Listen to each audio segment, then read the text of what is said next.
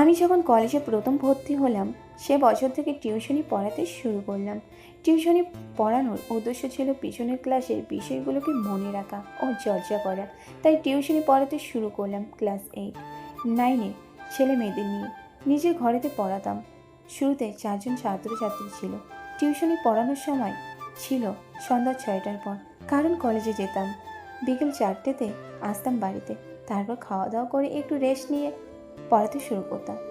3টে ছাত্র আর একটা ছাত্রী অনিল আর শুভ 11ই পড়তো, রিপন 10-এ আর তুলি পড়তো ক্লাস 12-এ। আসল কথায় আসি, প্রতিদিনের মতো সেই দিনও সবাইকে পড়ানোর সময় হঠাৎ তুলি আমার গায়ে হাত দিয়ে আমাকে বলল, দাদা আজ ইংলিশ পড়াটা করে আসেনি। কথাটা শুনতেই আমি প্রচণ্ড রেগে গেলাম। ও আমার চোখে মুখে তাকিয়ে ভয় পেয়ে গিয়েছিল। আমি বুঝতে পারছিলাম। তখন আমি বললাম, সবাইকে পড়াটা দেখিয়ে দেখিয়ে দেওয়ার পর তারপর তো শেষের দিকে ব্যবস্থা হবে।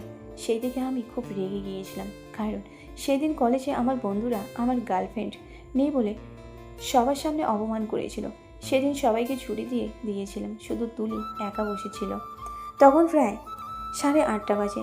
আমি ছুটি দেই সাধারণত সবাইকে 9টা বা 9:30-তে। সেদিন সবাই প্রায় পড়া করে এসেছিল, তাই সবাইকে ছুটি দিয়ে দিয়েছিলাম। বসেছিল শুধু তুলি।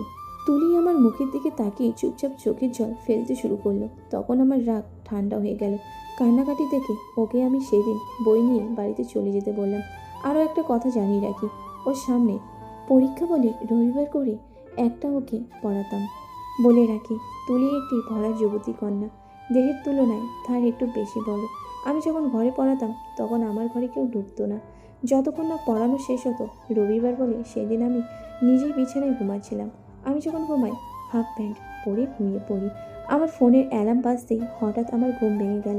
দেখি তুলি আমার পাশে দাঁড়িয়ে। তুলিকে বললাম, তুই দাঁড়িয়ে আছিস, আমাকে ডাকিসনি?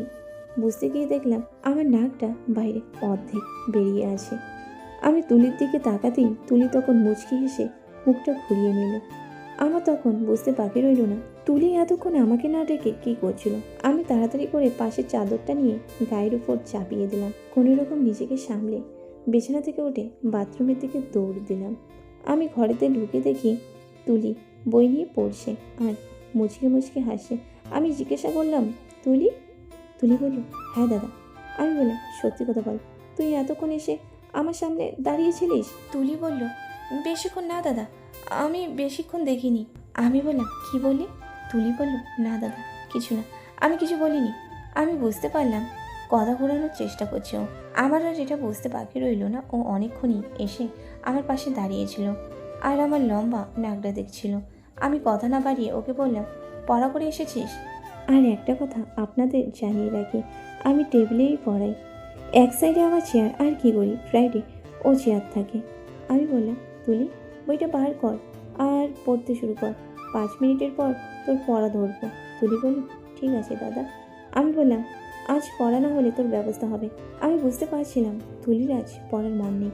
অনেকক্ষণ ধরে দেখছি ও একটা হাত যেন ওর কোলেতে দিয়ে আছে। আমি বিষয়টা জানার জন্য একটা পেন টেবিল থেকে নিচে ফেলে দিলাম। পেনটা তোলার ভান করে নিচে তাকিয়ে দেখলাম ওর বাম হাতটা দিয়ে সামনের ফ্রকটা উঁচু করে কি যেন করছে। দৃশ্যটা দেখে আমার গলা শুকিয়ে এলো। আমি পেনটা তাড়াতাড়ি করে তুলে নিয়ে ওর মুখের দিকে দেখলাম, উপরের দিকে তাকিয়ে হাঁ করে নিজের গায়ে হাত বোলাচ্ছে। আমি ওকে বললাম, কিরে তুলি, পড়া দিবি না? তুলি কোনো কথার উত্তর দিল না। আমি আবার বললাম, কিরে তুলি, পড়া দিবি না? তুলি আটকে উঠল আর বলল, কি দাদা? আমি আবার বললাম, পড়া দিবি না?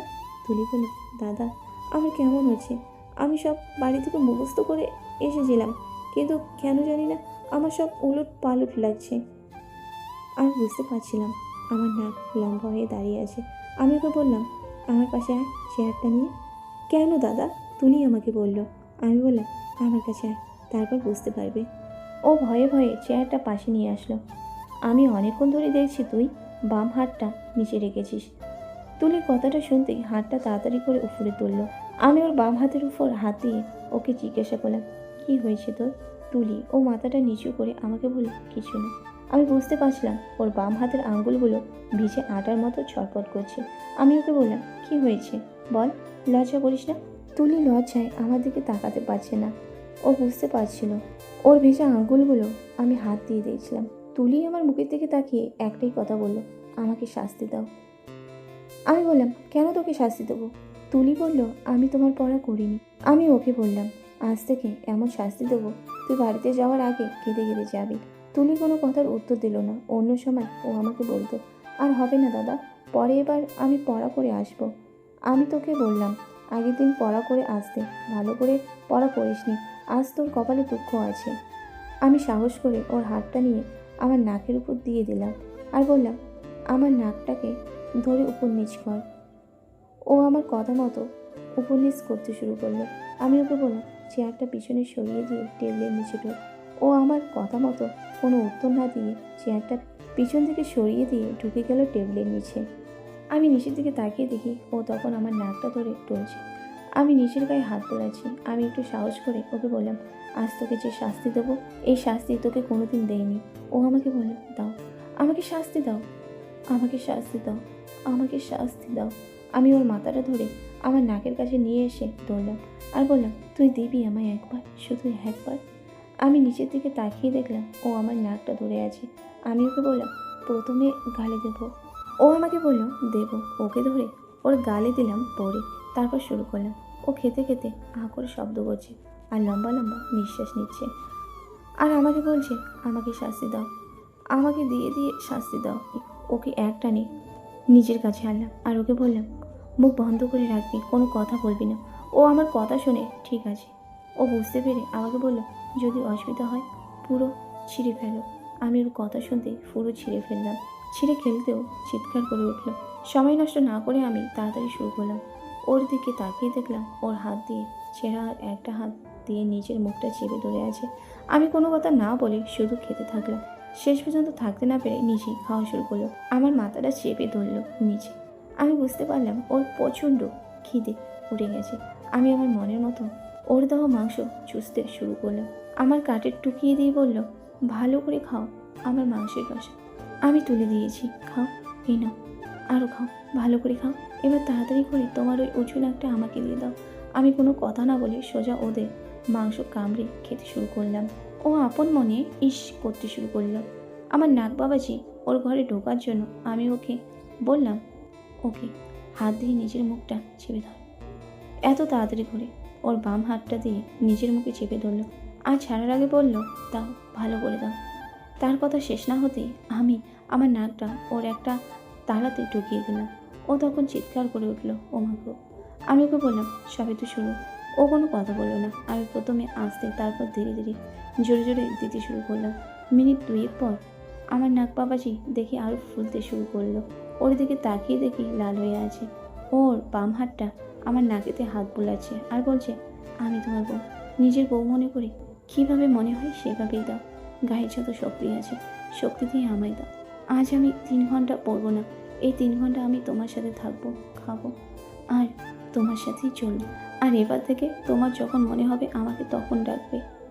আমি পড়া পড়লেও তুমি আমাকে দেবে, আর না পড়লেও তুমি আমাকে দেবে। যখন মনে হবে তখন দেবে, যেমন নিজের বউকে যখন ইচ্ছা দাও। তুমিও ঠিক সেই রকম আমাকে নিজের বউ মনে করো, যখন মনে হবে তখন দেবে। উফ, কি শাস্তি, কি শান্তি! এবার থেকে তুমি আমাকে তোমার নাক বাবাজি দিয়ে আমাকে শাস্তি দেবে।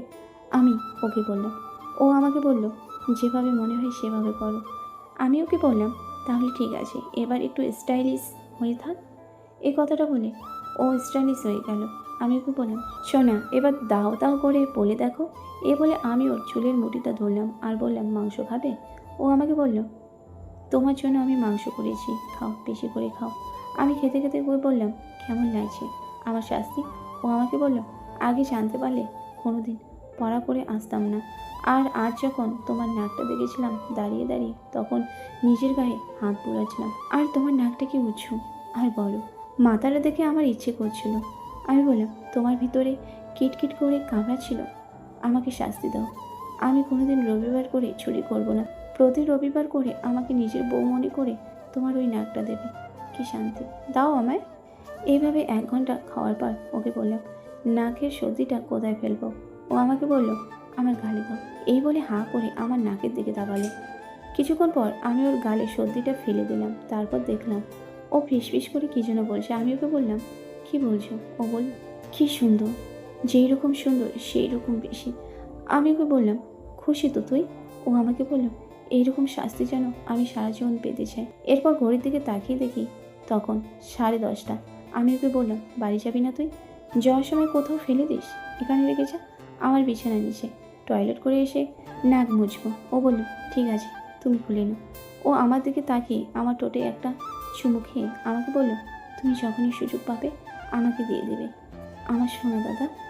আঙ্গুল দুইটা থেকে বার করে নিয়ে এবার গালে দিয়ে বললাম, খা, ভালো করে খা। ও আমার হাতটা ধরে চেষ্টা শুরু করলো। আমি ওকে বললাম, থাক, আর দিতে হবে না, যা, এবার বাড়ি যা। ও উঠে বইগুলো ব্যাগের মধ্যে নিল।